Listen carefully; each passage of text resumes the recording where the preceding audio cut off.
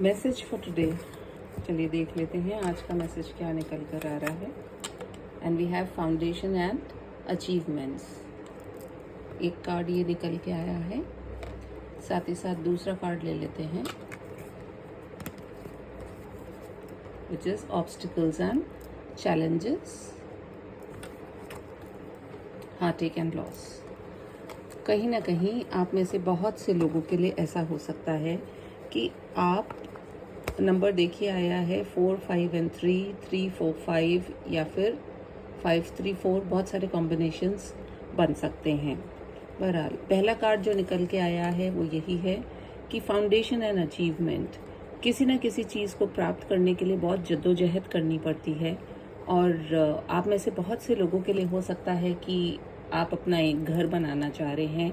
Family को लेकर के वहाँ जाना चाह रहे हैं, लेकिन हो सकता है ट्रांसफ़र नहीं हो पा रहा हो या आपके पास में वो सारी चीज़ें मिल नहीं पा रही हों जिसके चलते आप अपने जो सपने हैं उसको पूरा कर सकें। कहीं ना कहीं हार्टएक एंड लॉस का जो कार्ड आया है वो ये दिखा रहा है कि आप जिस तरीके से सोच रहे हैं आप उन चीज़ों को कर नहीं पा रहे हैं, जिसके चलते आप बहुत ही ज़्यादा दुखी हैं।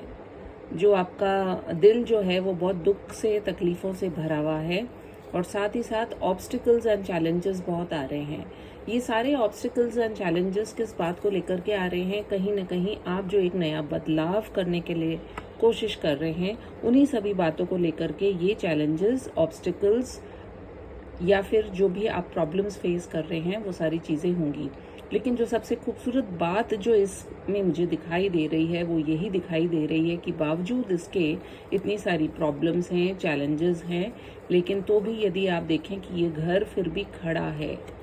इसका एक आकार बना है, साथ ही साथ ये जो रेनबो आ रहा है